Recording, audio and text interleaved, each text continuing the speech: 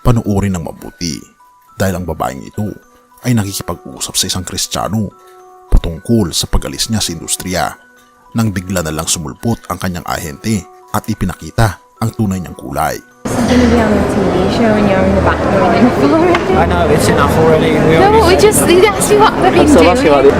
Listen, I already told you guys that I didn't want to do this, okay? And now you're pulling her away from the No, booth. we So haven't it's pulled enough. me away. we didn't pull her away. You have pulled her away. We're away from No, the we booth. haven't. Listen, enough already. I said enough. Enough. We're I done. told We're them, done. they asked me Okay? what I've been We're up- done. they I already asked me told what you I I've didn't been want to up do this to. here anyway, and you pulled her away from the booth in the first half an hour of being here. Yeah, but they We're asked me done. what I've been up to, so I told them about the Dallas We organically trip. followed to talk about how she Okay, saw- we're done.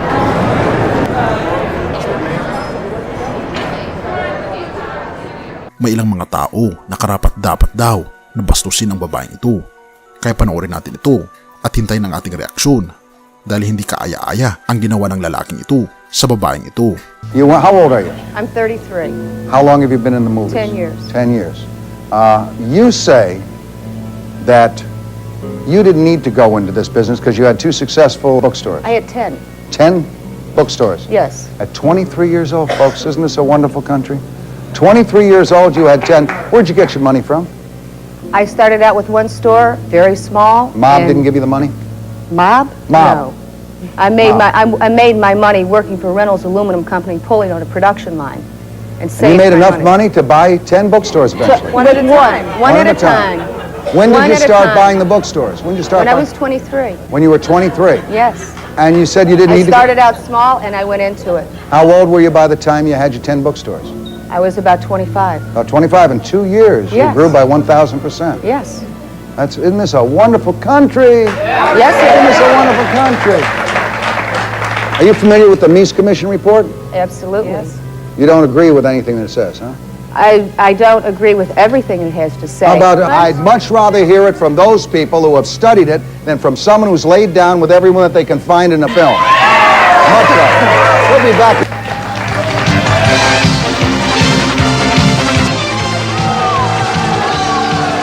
Ang babae na ito ay dati ring nagtatrabaho sa industriya pero hindi ito nangangahulugan na may karapatan ng kanyang partner na magkaroon ng relasyon sa 5,000 kababaihan. How's your back, Jane? My back is good. That's very nice of you to joke about. It's a joke. What are you So doing? rude. She's so done rude. with you. It's so rude for you to joke about it. I was know you I think was it's really I was funny. just joking because Thank you. she's a comedian. Here, these back on. It suits you. Thanks for the question. I'm sorry. You're blaming it on me? Don't put this on me. Lahat ay magkakaroon ng magkakaibang opinyon dito. Ang babae na nakita mo sa ngayon ay dati nang nagtatrabaho sa ganitong uri ng negosyo. Pero ibig bang sabihin nito na karapat dapat siyang ipagwalang bahala bilang isang tao at hindi respetuhin? I deserve a second chance in life too. I did my job. I retired. I've moved on. I'm working really hard at something else. And I am constantly disrespected and constantly disregarded as a decent human being. Mag-ingat ka dahil papasok tayo sa isang masalimuot na paglalakbay. Nagulat ako dahil ang ilang mga netizens ay tilabaga hindi nire-respeto ang mga nagbagong buhay ng mga babaeng tilabaga na pariwara at nasumpungan ang madilim na mga gawain. Ngunit ito ang katanungan at isang napakahalagang tanong. Karapat dapat ba na ang taong nagkasala ng napakalaswa na kasalanan ay dapat hindi respetuhin? Kaya babala ko sa iyo, magiging medyo hindi komportable ang topikong ito pero nais pa rin nating ipagpatuloy ang content na ito. Sa isang banda, ang mga aksyon ay mas malakas kaysa sa mga salita. Nakikita ko ang ilang mga babae na nagsasabing sana hindi nangyari ito. Sana hindi naka-upload ang mga video ko sa mga website at magpapatuloy ang mga video na ito sa pagpapalabas. Pero pagkatapos ay makikita mo ang kanilang mga post sa Instagram at ang ilang mga larawan na halos wala na talagang itinatago. Ang ilan sa mga babae na ito na nagtatrabaho sa industriyang ito ay hindi nahiya sa kanilang ginawa. Isinasalarawan ng Biblia ng tumpak ang mga babae na ito.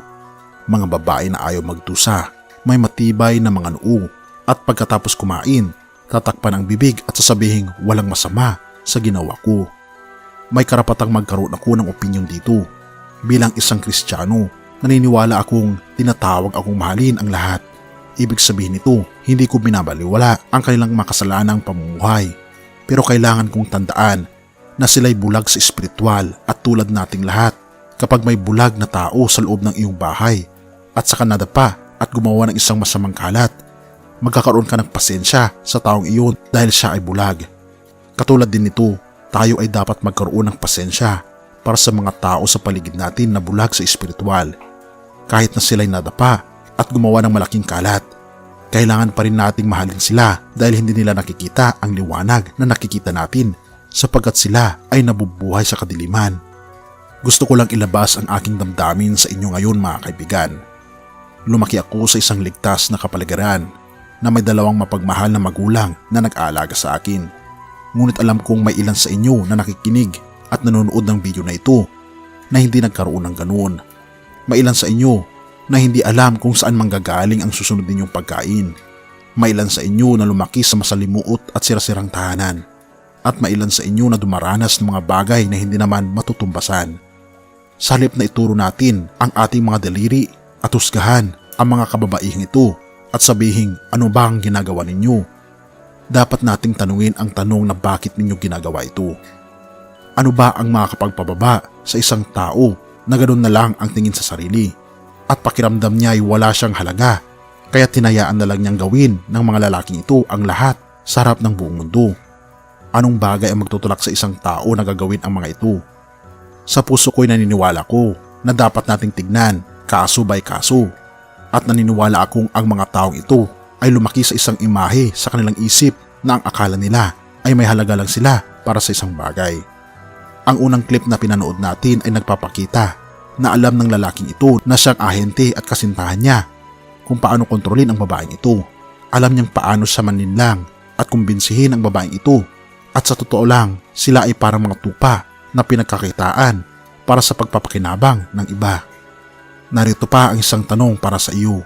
Ano ka noong ikaw ay 18 years old? Hindi mo ba matatandaan kung gaano kahangal ang iyong mga desisyon noong panahong iyon? Baka ako lang ang nagkamali at nagkakamali, pero may ilang mga kababaihan dito na nagsanla ng kanilang buhay sa murang edad na iyon. At kapag ginawa nila iyon, walang pagbabalikan. Ang ilan sa mga kababaihang ito, kapag nakagawa sila ng isang pelikula, hindi na sila makakapagganap ng ibang trabaho dahil nakita na ng buong mundo ang kanilang imahe. Inayawan na sila ng kanilang mga pamilya at mga kaibigan. Binago ng isang desisyon ang kanilang buhay at naging tila walang pag-asa. Kinakailangan nilang manatili sa industriyang ito at hindi lang iyon, ang ilan sa kanila ay sobrang nadurog. Durog na sila at desperadong desperado na makahanap ng kahit anong uri na pagkakilala at pagmamahal. At saka may isang gwapong binata na sasabihing maganda siya at kukumbinsihin siyang magtrabaho sa industriyang ito. At kapag nandoon ka na, ikaw ay nakakulong hanggang sa araw na ang mundo ay kinain na ang lahat sa iyo. At sa wakas ay iwan ka sa bangketa sapagkat ipinagpalit ka sa ibang mas batang modelo. Alam kong parang masyado akong nagagalit sa ngayon at hindi ko intensyon na maging mabagsik. Pero naniniwala ako na bilang isang tao, nagiging walang puso na tayo at tila ba biglang nabago ito kahit sa isang gabi lamang. Naniniwala ako na ang Biblia ay marami dito ang nagtatanong, sabi ng kasulatan, at dahil sa paglaganap ng kalupitan, magiging malamig ang pagmamahal ng marami. Pipiliin ko ng mabuti ang aking mga salita. Ngunit nagtatanong ako kung paano tratuhin ng ating Panginoong Hesukristo ang mga kababaihang katulad nito. May isang halos parehong sitwasyon kung saan ay isang babae na nagkasala ng napakasamang kasalanan ng katulad ng mga kababaihang nakita natin sa kwento kanina ay dinala sa harap ng ating Panginoong Hesukristo. Lahat ng mga lalaking ito, ang mga mapagkunwari at matapang na mga lalaking ito ay nakatayo sa paligid ng babae at hindi sila handa na itapon ang mga tweet o YouTube comment kundi mga bato. Kung alam mo na ang kwento, alalahanin ang lahat ng bagay at sasabihin sa akin kung may mali akong sinabi. Narito si Jesus at mag-isa lamang siya kasama ang babae. Nagkalat na ang mga Parseyo. Alam na nila wala silang karapatan na itapon ang isang butil ng buhangin maliban na lamang kung may isa na hindi makasalanang tao. Narito ang kagilagilalas na bahagi. May isa na may karapatang magkaroon ng ganong titulo. May isa na mapagmahal sa kautusan ng Diyos at maaring maging ganap ang karapatan na ito, ngunit hindi niya ito ginawa. Bakit? Sasabihin ko sa iyo kung bakit. Dahil alam niya na may isang gawain na kailangang tapusin. Ito ay kailangang mamatay para sa kasalanan ng babaeng ito. Kaya't malaya niyang ipinakita ang habag sa babae na ito. Hindi ito mahalaga para sa kanya dahil libre sa kanya ang pagpapatawad.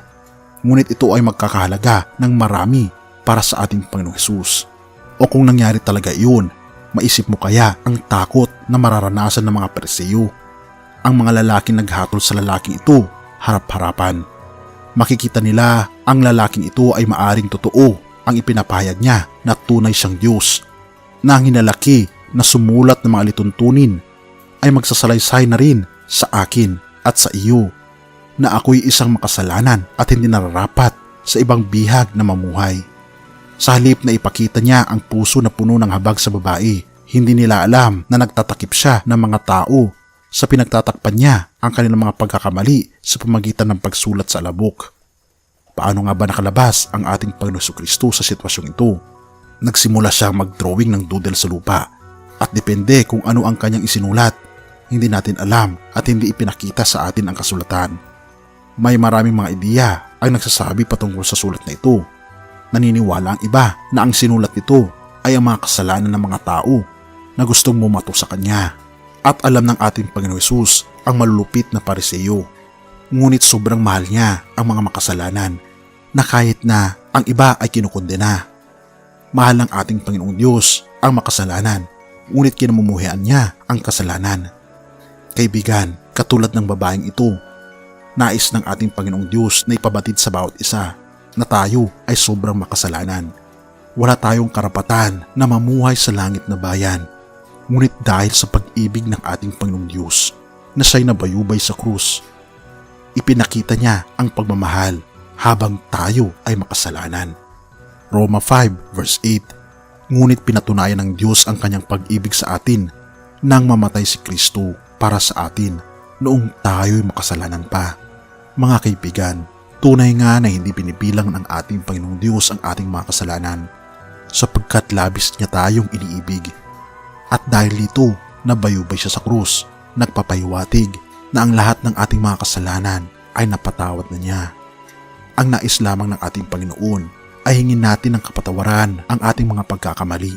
Talikuran ito at tayo'y magbago. At tutulungan tayo ng ating Panginoon na magkaroon ng kalakasan na ayawan ang mga kasalanang ito.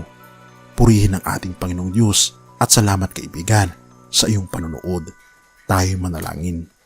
Ama naming banal, makapangyarihan naming Diyos, kami po'y lubos na nagpapasalamat sapagkat kahit na kami po'y lubos na makasalanan, ay ibinigay niyo Panginoon ang iyong pong bugtong na anak upang sa ganun Panginoon ipakita po ninyo na hindi niyo po binibilang ang aming mga kasalanan, bagkus ipinapahayag po ninyo kung gaano niyo po kami kamahal. Panginoon, tulungan kami na magkaroon ng mas malalim na relasyon sa inyo.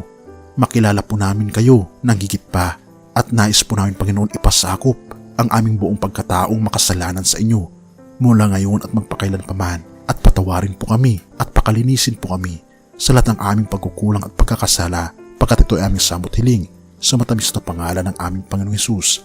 Amen.